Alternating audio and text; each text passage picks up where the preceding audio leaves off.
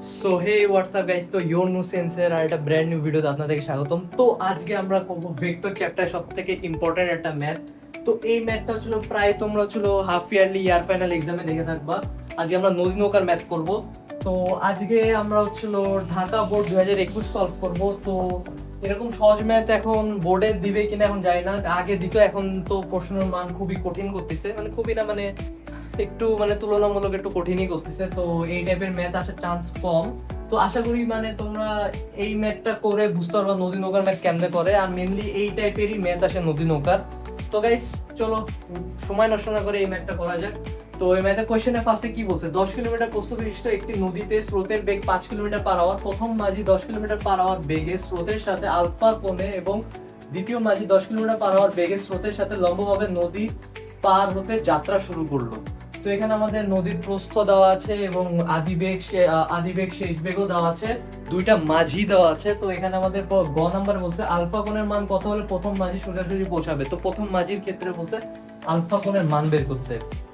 তো এর জন্য আমাদের সর্বপ্রথমে কত হবে, ডায়াগ্রাম আঁকাতে হবে। ডায়াগ্রাম আঁকায় ইনফরমেশন গুলো জানতে হবে। যদি ডায়াগ্রাম আঁকায় তাহলে আমাদের এই ম্যাথটা আরো বেশি সহজ হয়ে যাবে। সো দেখো, সো এট ফার্স্ট ধরো আমি একটা নদী আঁকাইলাম, এটা নদী। তো এখানে আমাদের বলছে 10 কিলোমিটার প্রস্থ বিশিষ্ট। তো ধরো 10 কিলোমিটার, এটা হলো প্রস্থ। 10 কিলোমিটার এটা হলো প্রস্থ বিশিষ্ট একটি নদীতে স্রোতের বেগ। অলওয়েজ মনে রাখবা স্রোতের বেগ মানে হলো ইউ। তো স্রোতের বেগ, স্রোত তো এইদিকে এইভাবে এই পাশে যাবে ডান দিকে, মানে এইভাবে বইবে, তাহলে স্রোতের বেগ u equal 5 kilometre per hour. 5 kilometre per hour. আর এরপরে বলছি কি প্রথম মাঝি 10 কিলোমিটার বেগে স্রোতের সাথে আলফা কোণে গেল। তো এখানে বলছি কি আলফা কোণের মান কত হলে প্রথম মাঝি সোজাসুজি পৌঁছাবে। সোজাসুজি মানে 90 ডিগ্রি অ্যাঙ্গেল। এখন তোমার যদি 90 ডিগ্রি অ্যাঙ্গেলে পৌঁছাতে হয় তাহলে তুমি সোজাসুজি যদি তুমি 90 ডিগ্রি অ্যাঙ্গেলে রওনা দাও, এটা এটা তো 90 ডিগ্রি, তাই না? তুমি যদি 90 ডিগ্রি অ্যাঙ্গেলে মানে সোজাসুজি রওনা দাও তাহলে তুমি জীবনও 90 ডিগ্রিতে পৌঁছাবে না, কারণ এখানে তোমার হচ্ছিল ইউ এর মান মানে একটা স্রোতের একটা বেগ আছে। তাহলে তুমি হচ্ছিল এইদিকে এই কোনা কোনা বা পৌঁছাবা যদি 90 ডিগ্রি অ্যাঙ্গেলে পৌঁছাতে হয়। এখন মানে 90 ডিগ্রি অ্যাঙ্গেলে যদি তুমি রওনা দাও তাহলে কিছুটা তুমি সরে আসবা, স্রোতের কারণে তুমি এইদিকে পৌঁছাবা, তুমি সোজাসুজি কখনো পৌঁছাতে পারবা না। এখন যদি তোমার সোজাসুজি পৌঁছাতে হয় তাহলে তোমার করতে হবে কি স্থূল কোণে যেতে হবে, মানে এই সাইডটা যেতে হবে।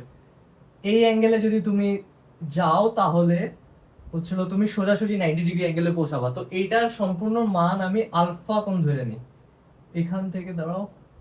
তো এখানে আমি এটা সম্পূর্ণটাকে আলফা কোণ ধরে নিলাম। তো এখানে গ এর অ্যান্সার হবে এরকম। কি ব্যাপার, আমার মার্কারের কালি নাই নাকি?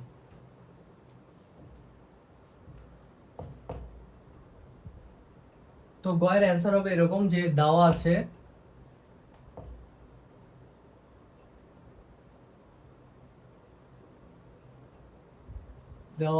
তোমার হচ্ছিল আগে প্রস্থ, মানে এটা ডি।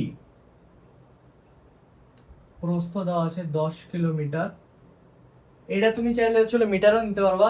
যদি এটা এটা যদি মিটার নাও তাহলে এটাও আমি বলবো যে ইউ এর মান ভি এর মানও তুমি মিটার পার সেকেন্ডে নাও, কিন্তু আমি 10 কিলোমিটার আছে 10 কিলোমিটারই নিলাম। তারপরে দেওয়া আছে কি যে হচ্ছিল স্রোতের বেগ মানে আদি বেগ, এটা তো দূরত্ব, এটা প্রস্থ। তো আদি বেগ হলো u. U u equal 5 kilometre per hour. তারপরে দেওয়া আছে হচ্ছিল 10 কিলোমিটার পার আওয়ার বেগে। তাহলে 10 কিলোমিটার এই যে বেগটা দেওয়া আছে তোমার প্রথম মাঝে, এটা হলো শেষ বেগ, এটা হলো ভি। এটা ভি 10 কিলোমিটার পার আওয়ার।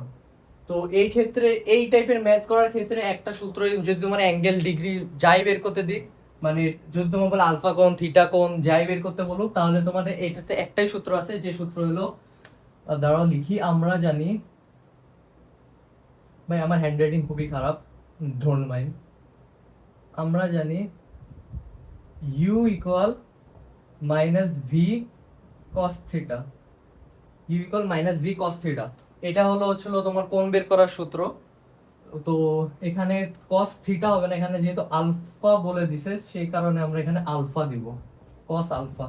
এখানে যদি বিটা গামা যা দেওয়া থাকতো, তুমি যদি বলতো বিটা বাইর করো তাহলে এখানে তুমি বিটা দিতা, থিটা থিটা দেওয়া থাকলে তো থিটাই দিতা।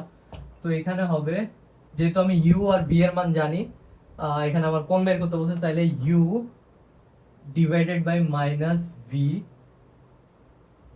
কস আলফা। তাহলে এখানে ইউ এর মান হবে তোমার হচ্ছিল 5 কিলোমিটার, আর এখানে হবে -10 কিলোমিটার/আওয়ার, এখানে হবে কস আলফা। তো এখানে নিচে দেওয়া যাবে আলফা সমান সমান cos inverse 1 equal 5/-10।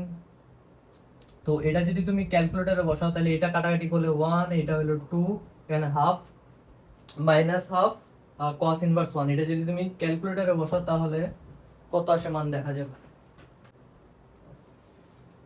So alpha কোণের মান আসে 120 ডিগ্রি। তো এখানে আসছে 120 ডিগ্রি অ্যাঙ্গেল। সো আলফা কোণের মান হবে 120 ডিগ্রি।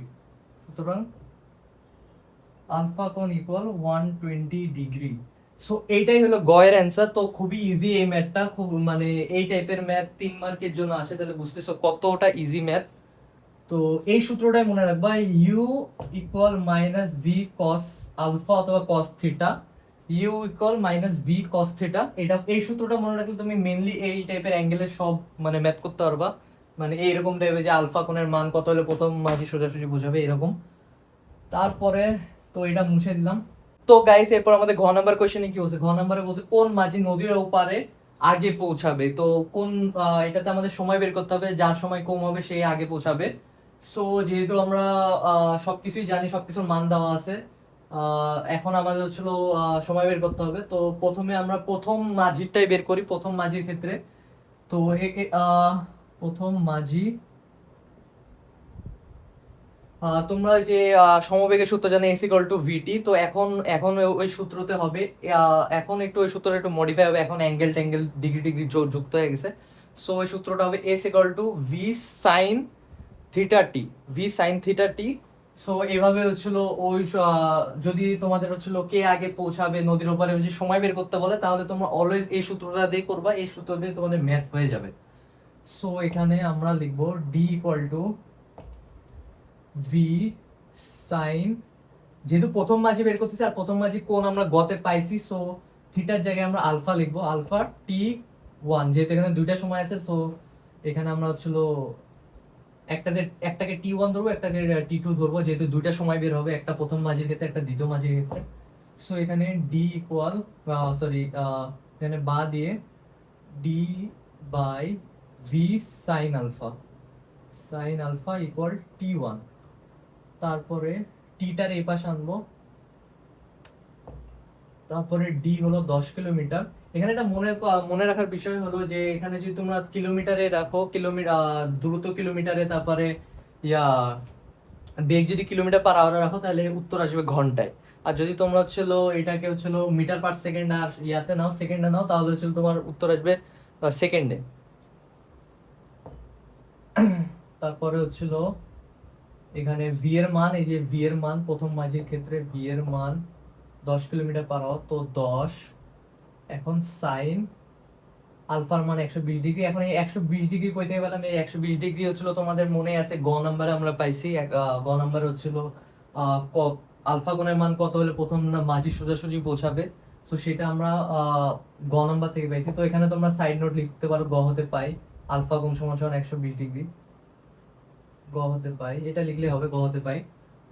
তারপরে t1 এর মান আসবে, t1 ইকুয়াল, দেখা যাক ক্যালকুলেটরে কত মান আসে, 1.154 ঘন্টা। এটা আওয়ারে আসবে, অলওয়েজ ঘন্টাতে আসবে। তারপরে আমরা দ্বিতীয় মাঝির ক্ষেত্রে বের করব। দ্বিতীয় মাঝির ক্ষেত্রে সেম এভাবেই, দ্বিতীয় মাঝি। সো দ্বিতীয় মাঝির ক্ষেত্রে কি কি দেওয়া আছে, দ্বিতীয় মাঝির ক্ষেত্রে দেওয়া আছে দ্বিতীয় মাঝি 10 কিলোমিটার/আওয়ারে যাচ্ছে, এরও বেগ সেম, দ্বিতীয় মাঝিরও বেগ সেম, 10 কিলোমিটার বা বেগে স্রোতের সাথে মানে এখানে স্রোত হলো তোমার ইউ = 5 কিলোমিটার/আওয়ার, স্রোতের সাথে লম্বভাবে নদীতে লম্বভাবে সোজাভাবে, মানে ও গেছে 90 ডিগ্রিতে লম্বভাবে। তাহলে এখানেও ভি, এখানে তুমি v2 ধরতে পারো, এখানে v2 হবে হচ্ছিল তোমার এটাও 10 কিলোমিটার/আওয়ার। আর যেহেতু ও সোজাভাবে লম্বভাবে গেছে দ্বিতীয় মাঝি, তাহলে এখানে ওর থিটা হবে 90 ডিগ্রি। সো ডিস্টেন্স তো সেম থাকবে, দুইজনের ডিস্টেন্স 10 কিলোমিটার, 10 কিলোমিটার। তো এটার হবে সেম। আবার আমরা আমরা লিখবো আমরা জানি দিয়েও লিখতে পারো, এখন দিয়েও লিখতে পারো। আমি এখন দিয়ে লিখলাম। এখন D equal to V V sine theta T2। তো এখানেও সেম ভাবে এখানে টি এ পাশে রেখে ডি এদিকে, v v by sine theta equal T2। জায়গা নেই ভাই, বোর্ড অনেক ছোট। তো তো তারপরে এখানে হবে T2 ইকুয়াল ডি এর মান হবে 10, এখানে হবে 10 সাইন 90 ডিগ্রি। সুতরাং T2 এর মান হবে,